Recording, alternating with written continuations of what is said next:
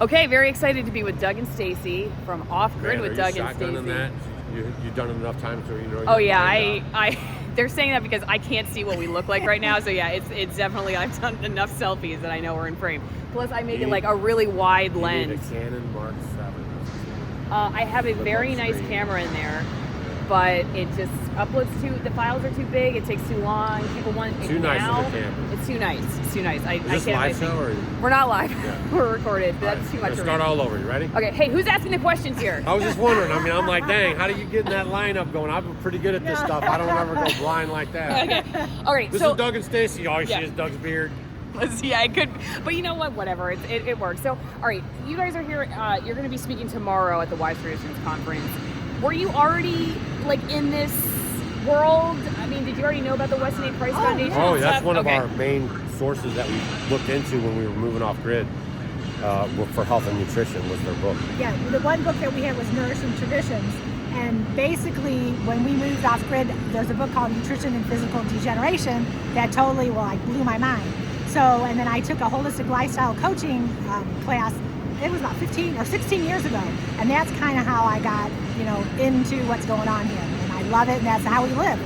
I feel like they're trying to get rid of us in here. They're like wheeling this dinner cart. Take two. Take two. We hope it's a little quieter. All right. So my first question for you guys was, who are we? Yeah, who are you? I'm Doug. And I'm Stacy, and we have a YouTube channel called Off Grid with Doug and Stacy. Okay, and how did this start? How did this come to be reality? So we were having health issues, we were having government issues, we were having a lot of issues, and we thought we needed to have more skin in the game with our food, water, shelter. So 15 plus years ago, we decided we were going to chuck everything and build a log cabin and live on 11 acres. Okay. Yeah, we sold everything except for a futon and a coffee table. All right. And you came from where?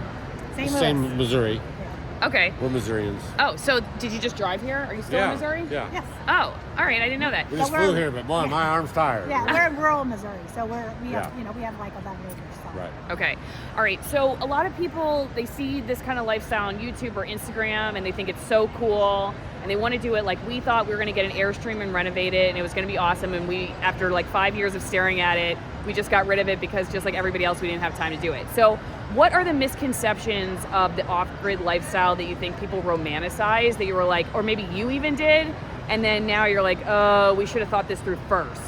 We don't have anything like that, but we will tell you it's a lot of work.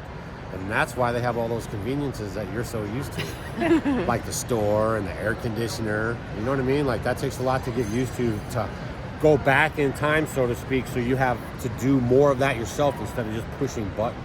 So I think the big thing paying bills. Yeah, you have to be your own electrician, you have to be your own water person, you have to be a sewer person, you have to be your heat person. We have to cut our wood, we have to make sure we collect rainwater. She says we a lot, but it's me. She does the cooking. That's what my husband says. No, that's not true. And then we collect rainwater, we have, how do you heat your water? I mean, there's all these things that take time. I'm like, I used to have time to read a book or, now you have time because you're trying to, do everything. So yeah, it's somebody who like studied history in college and stuff and has now been on this journey too. It kind of makes me think that because it took so long to do all of your basic needs, then you had to stay very present in what you were doing. It's very hard to like get too far ahead and plan for the future and do all these things. And then like we've made all these conveniences for ourselves that then I think distract us a lot from like living in the moment. How has having to just do all those things you described changed your attitude or your mindset about like worry or stress, or you still get stressed out about stuff, or do you feel like doing the stuff that forces you to kind of be like, this is something I have to do right now and you have to stay in the moment, like does that affect your health and stress level? For me, I think the whole thing is the process. We've lost the process of doing things, and you take things for granted because I'm working, he's working to build, if we're building a fence for our animals, or I'm going to have to, if we compost, we have a composting toilet, if we compost our waste, all those things, it's a process, and you're all part of that. So I think that really makes it more meaningful because it's our survival. I know that whatever happens, I can survive no matter what, I don't need to have to rely on anybody but myself. So what about you? I just think it's the rhythm of life. Like we're made to follow the seasons with our bodies. We're hunters, we're gatherers. So once we reconnected to the seasons and started growing food and developing our earth pattern, yes, you know, that got us healthier, connected us better to the earth. To nature. Got us more in our homeostasis state that we're in. We do not get sick, y'all. If you've been watching our channel for some time, we've been putting videos up for 8 years. We were just talking about that today. 10 years. We don't get sick. Like, you guys do not go fishing through our videos and see us like, oh, today, we're sick today. Y'all, I'm just telling you, like, this stuff, proof is in the pudding. Right. Okay, did you think that your YouTube channel was going to blow up? No. Oh, gosh. We had no idea about it. Actually, the whole thing started with a friend of ours, a good friend of ours, was telling us how cool this was, what we were doing, and that we could really help some people. And he said, you should put this on YouTube. And, you know, you guys remember, I mean, smartphones are only like 10 years old, you know what I mean? Like, max. So all this stuff was just coming out, and we started putting up videos on YouTube. He actually bought us a laptop so we could do it. And we just started putting up videos because genuinely in our hearts, we just want to help people, like, experience what we've experienced, how we've cut the city umbilical cord, went back to our hunter-gatherer roots and everything just is working so nice. Okay, I had people tell me they want me to shake your hand to prove that you've got calluses because they question. Is Doug the real thing? Let's look at his hands. This is a real word. Yep, I feel calluses. I feel them. And look, he even has dirty feet. All right, I got see, calluses on he's my got feet, calluses on his feet. Yeah, somebody said, all right, you know, you get it. It's funny because you get into this world on the other side, and they go, is that person? I mean, I don't blame people for being wondering about plants. I will tell you guys straight as the arrow, right? There's a lot of people you guys are probably watching on YouTube that are phony, right? They are not doing what they say they do. And they try to stand there and act like they know what they're talking about. You know what I mean? You guys, please be careful on that. Please. Okay, one other question about herbs. I've been watching a lot of chicken. That was the first question. You haven't asked me one. Yeah, we're supposed to be all about You herbs. want to talk more about herbs? I want to know about herbs. Okay. Yeah, We're gonna do it right now. so okay, one of the questions was specifically like recommendations on, or there books that you read, how to get into it, how to learn about it, and then another question was like, okay, how do you test? You know, you're getting into medicinal herbs. I think I don't know even enough probably to ask this question, but you're trying to test, I guess, for. Is it purity maybe, or soil standards, you're going stuff to like a that? higher level. Yeah. Higher level? Keep it simple, stupid. No. Okay. I'm all about easy. You know, you grow things that grow well where you are. In the dirt. Perennials are great. You know, your oreganos and your sages, you know, things like that are going to come back all the time are a wonderful way to start. Anybody can grow herbs, even if you are like, don't know what you're doing at all. You can have a pot. You can grow parsley. You can grow, basil. I love holy basil. I like a lot of these herbs. They grow up and they give you millions of seeds. So you can just leave them somewhere, let them reseed there and not even mess with it. And all these herbs are very powerful, and you can use them on your food. You can use them for medicinal purposes. But I'm not about measuring. I'm not about, any of that stuff. I'll just use it if I'm going to make a tincture or I'm going to make it in fire cider. I'll just put it in there. I don't measure or anything. How do you make a tincture?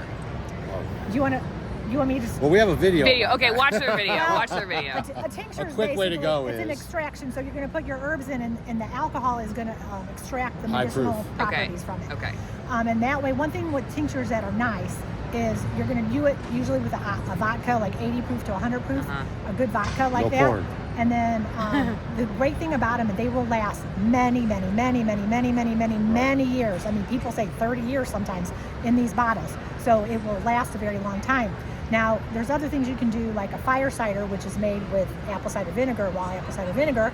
And then you're going to put some of these wonderful things, health things, such as garlic, onions, horseradish, basil, thyme, lemons, oranges. You can put all this stuff in there.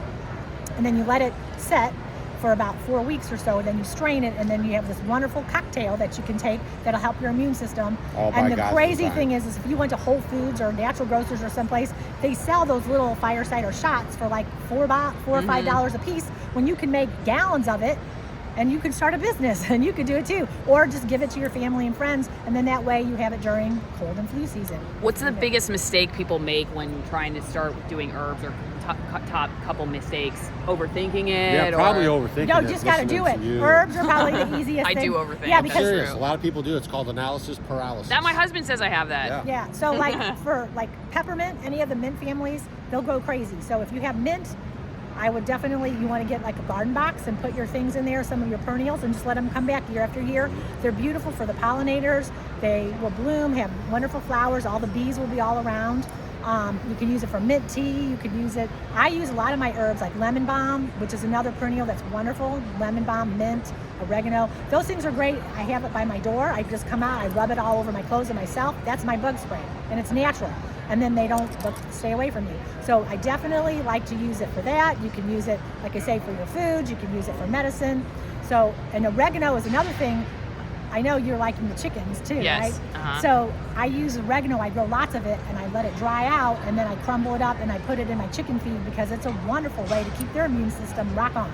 Okay. So, My last question is, obviously you all are into a lot of the same stuff that folks here are, which has gotten a lot of people kicked off YouTube and censored, shadow banned, whatever, including me. What's the secret to like staying on the platform? Because you guys haven't seemed to have suffered at all. I get some monetary stuff. They're demonetizing. They're shadow banning the videos. It means normally they push it out to 1,000 people. Maybe they're pushing it out to 100 people.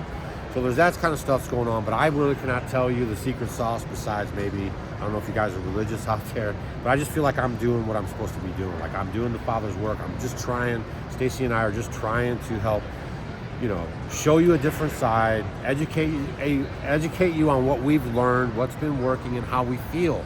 So that's proof, like this stuff really does work, and that's really the whole genesis behind it. So, could I actually ask you 2 more viewer questions that Sure. I just thought of? Okay, one was, what does the government do to help or hurt people like you who like want to do this? Like, what are the legal or government obstacles, or are there? And then also, what's the number one thing you recommend people do to like stand their ground for the values that you all, freedom, health, all that stuff? Man, I mean, standing your ground you have to disconnect. Like you're gonna have to make some hard decisions. Like you're gonna have to probably leave that job that you don't like anyways, that you go to and you're scared they're gonna fire you from.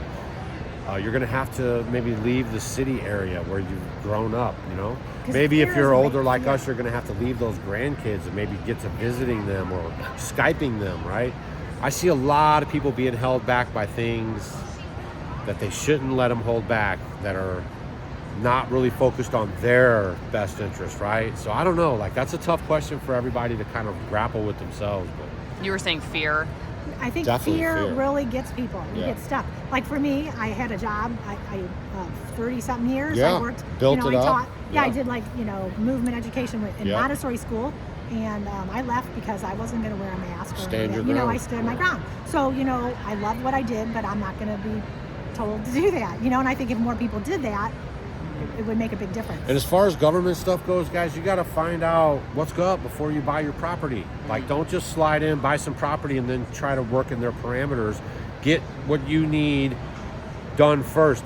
I don't want to be bothered. I don't want building permits. I don't want authorities coming around with clipboards and, glasses and stuff, right? I want to be left alone. So I searched out a place in our state that allowed it, right? And then go from there. And I'm also an ask for forgiveness, not for permission guy. And also, I don't get any rights from the government, right?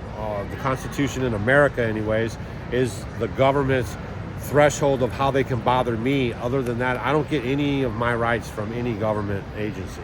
Right. Anything else you guys want to add I didn't ask? The most capable hand is at the end of your wrist. Oh, I like that. All right, Off Grid with Doug and Stacy. Go check them out on YouTube. See you next time. Whoop, whoop. Hey, Stacy. A lot to chew on with this video.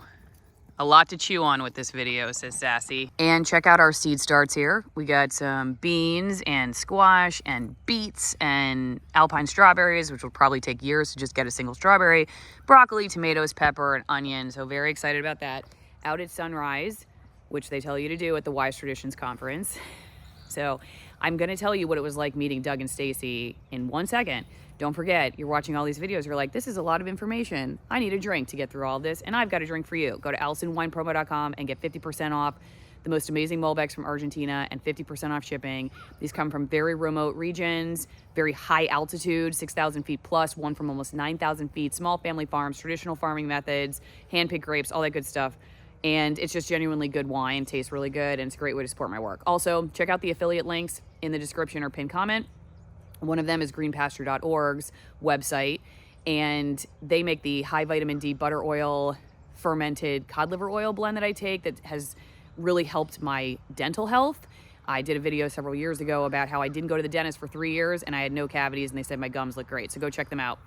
All right, so meeting Doug and Stacy, honestly, I found them not too long ago, actually, because I was interested in learning about chickens, and I found them to be very similar to the way they are on camera. I didn't see much difference. So that's cool, because I was in television, and sometimes, a lot of times, you meet people off camera. They weren't always the way they appeared on camera. So they're very similar to like what they present on camera. Thought it was funny that, you know, I had somebody ask me, make sure to shake Doug's hands, make sure he is who he says he is. I thought it was funny, and he didn't care. So that was cool. It was funny somebody asked me to do that. Stacy stayed around afterwards and gave me some tips on natural health remedies, which was really cool of her. She and I have very similar kind of go personalities and bodies that say, no, that's enough. So that was really awesome. She took some time out for me on that. Overall, the conference was really interesting. I met a lot of great people. I'm really glad I got to go. My big takeaway for this one, and this is my final video, so I'm just going to bring it home, is that it's very easy to idealize a Doug and Stacy and say, you know, I really wish I could just live their life and then everything would be fine. I heard somebody actually say to Mary Ruddock, who travels the world, you know, befriending and then trying to learn from essentially the most remote people. And I heard someone say, I just want to live your life. I just want to live your life. Because we have this sense that if we just had a different life or something was different, like everything would be fine. That's the power of the mind. That's the problem, though, is that we go live that life and then we still bring this. And I know that the speakers at this conference, a lot of them would be very knowledgeable about the mind-body connection. Dr. Tom Cowan, for instance, said at one point, if we want to get better, or we have a kid that's sick, for instance, that one of the real obstacles to getting better is worrying about it or being arrogant about it, which I kind of translate as pride or anger. So like fear or anger. Worrying and arrogance is what he said, that would undoubtedly block progress to recovery. So the mind is real. Well, you know, I'm reading a book right now that basically makes the argument that it is reality, that whatever we think is reality. And so that's the problem with thinking that we can just change our lifestyle or just take a few supplements and everything's going to be fine. And I think they could have done a little bit more of that at this conference, the spiritual side of it, frankly, because I have personally learned over the last year especially that you can make significant changes to your physical situation. You know, you can move to Florida and it's really sunny. You can take this supplement, you can change this part of your diet, you can eat more protein, and your mind can still make you very, very sick. It can undo all of that. Even worse than sugar. And I think what has made the biggest difference for me is the awareness that the kingdom of God is everywhere. It's in us, it's everywhere, and it's always accessible. And it is the really real. No matter where we live or what lifestyle we have, whether we're on grid or off grid, whether we drink city water that we filter with all these expensive filter machines, or we live on a well or whatever, that the kingdom of God is wherever we are. And we can always access that. And we named our daughter after the verse in Matthew where Jesus says, seek first the kingdom of God and all else will be given to you. You know, the lilies of the field, basically. We're talking about the lilies of the field. They don't toil, spin, but Solomon in all his splendor was not clothed like one of these. You know, God knows what we need before we ask. Don't worry about what we're going to eat or drink, but seek first the kingdom. So whenever I can remember, and this comes from being very serious and committed now to spending a lot of time in silence, which I did not afford myself before this. In the morning, first thing when I wake up, at night before I go to bed, and then anytime I can think of during the day, and gaining the self-awareness and then the God awareness that really then brings home all this other physical stuff. And then, you know, God will guide your path towards towards physical health too. And it's not to say I don't think that things like getting up at sunrise, for instance, are important. I agree with what Mary Ruddock said, for instance, that you could be so hopped up on sugar you can't concentrate or be still. So yeah, making those changes so it's easier to be still, I think that's really important. But it's not going to make a difference if this is also just not a place of attention. We're not paying any attention to this. So I used to, go through the day not really thinking much. Everything was kind of a means to an end.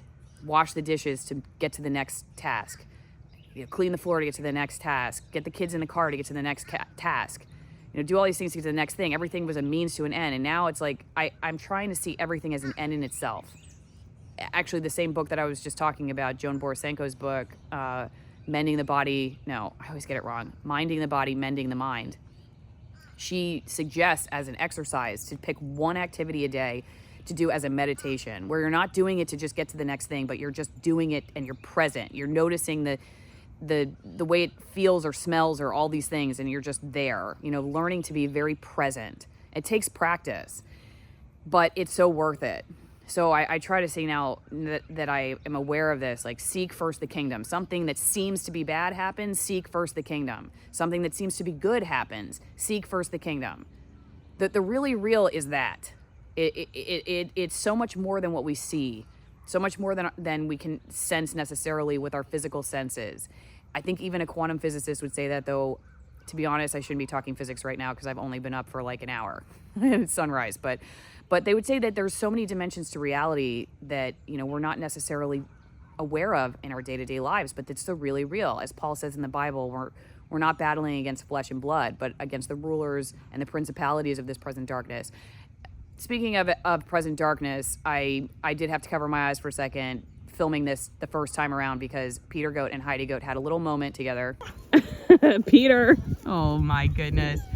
See, I told you, we're practicing what we preach out here, okay? We're practicing what we preach. Yeah, we're not just talking about farming. We're trying to do it. All right, so back to the end of this video, just so everybody knows, like, life goes on while I'm taping these. All right, big picture, that's where I leave it. Seek first the kingdom.